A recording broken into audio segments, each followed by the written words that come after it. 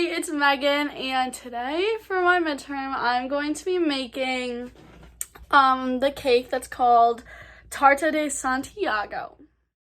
Okay, so this cake is not too hard to make. There's 5-ish basic steps. It takes about 10 minutes to prep and then like 30 minutes to cook, so 40 minutes overall. And first we're gonna start off with preheating the oven to 350 degrees Fahrenheit. I did the grocery shopping and bought these ingredients at my local grocery store, Wegmans. They're pretty basic and not hard to find. The only thing was the caster sugar that the recipe called for. I could not find it. It said it's more popular in the UK and Australia, and I read that it's pretty interchangeable with granulated sugar, so that's what I'll be using today. I have almond flour, granulated sugar, confectioner's sugar for the icing or the little topping, cinnamon, lemon, which I'll turn into lemon zest, and then 4 eggs. Now I'm gonna line the cake tin with the parchment paper. Okay, so cake tin is lined. This wasn't a step, but I'm going to zest the lemon. So here's my zested lemon. Okay, now step 2 is to crack the eggs into a bowl and add the sugar. So we got 4 eggs here.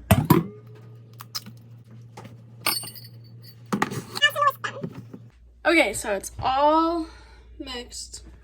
Hopefully you can see. And it's time for step. So first, we're going to add 2 cups of flour into the mix. And then zest. Now 1/2 teaspoon of cinnamon. Now it's time to mix them all together and get all the air out of the mixture. While I'm mixing, I'll go over some of the history of this cake. So the Spanish cake, Tarta de Santiago, is named after St. James because James in Spanish is Santiago. And that's why this cake is decorated with the St. James cross when it's done cooking. This cake originates from Galicia, which is in northwestern Spain, and it's from the medieval times. There's many stories to the origin of this cake, but we're not sure which one is exactly true.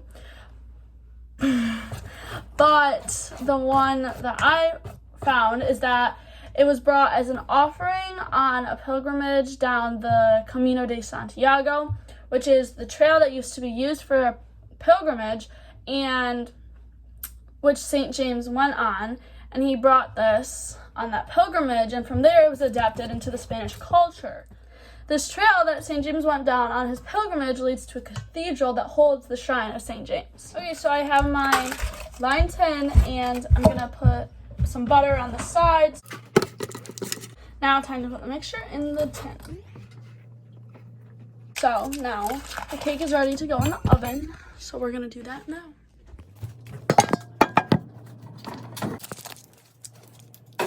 Set the timer for 30 minutes. Now while it's baking, I'm going to clean up the dishes, put the ingredients away, and then make this stencil, which is 4.5. Now while I wait for the cake to bake, I'm going to cut out this tracer that I'm going to use later on of St. James's cross to put on the cake and put the granulated sugar on the top. And then second of all, I'm going to talk about why I chose this dish. So I chose this dish because I was intrigued by the almond flavor when I saw it. I love almond cookies, and so this almond cake interested me. I was also going to make a paella, but I'm actually allergic to seafood. So I wanted to be able to eat the dish, and this cake was perfect with our dinner tonight, so that's how I chose it. Now, for some history about St. James to go along with the history of the cake. So, there were multiple St. Jameses, but the most popular was this James of the 12 Apostles of Jesus, aka James the Great, son of Zebedee. James was one of Jesus' favorite disciples, and his remains are still found at the Cathedral of Santiago de Compostela. James was killed for his faith, and there's 2 stories of how he died. One was that he preached in the Holy Land, was killed, and then brought to Spain. And then the second goes along with the story I told earlier, and that is that he preached in the Iberian Peninsula, was killed there for preaching, and buried in Santiago. So this whole story is told in the books of the Historia Compostelana, telling that St. James's bones were found during the reign of King Alfonso II, and during the time of 791 to 842, that's when the pilgrimage opened. The pilgrim route opened, and the route was then named the Way of St. James, or the Camino de Santiago, because that's where the bones were found. In the 12th century, the Order of the Knights of St. James, or Orden de Santiago, was established, and they began protecting the people that were forgoing the pilgrimage. St. James's cross has swords on it, and the swords have two different meanings. The first meaning is more of the military nature of the sword, because of the knights' job to protect the people on their pilgrimage, and then the second is how St. James was killed by a sword for preaching his faith. Then, like I said, the cake is from northwestern Spain, like Galicia, and the thing that makes it special, the cake special, is the outline of the sword. The last fact is that July is the most popular time for people in Spain to eat this cake, because the 25th of July is the day of St. James. The cake is almost done. Let's check out the cake. Let's see if it's ready. Oh, definitely not ready. We'll put it in for like 5 more minutes. Okay, so the 5-minute timer went off again, and I poked this toothpick in, and it's still not ready, so another 5 more minutes, I think. Update, needs 2 more minutes, and I think it'll be good. The cake is done. Alright, well now we're just gonna let it cool for like 10 minutes. The cake honestly looks really good. Time to cut the cake.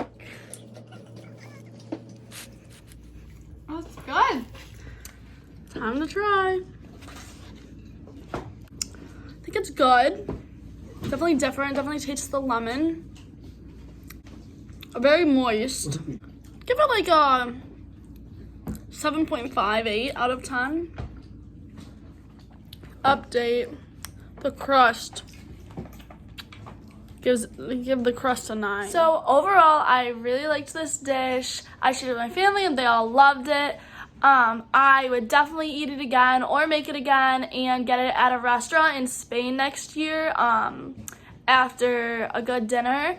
And my favorite parts were the almond flavor and the little lemon flavor, and the almond reminded me of my favorite cookie. Thanks for watching.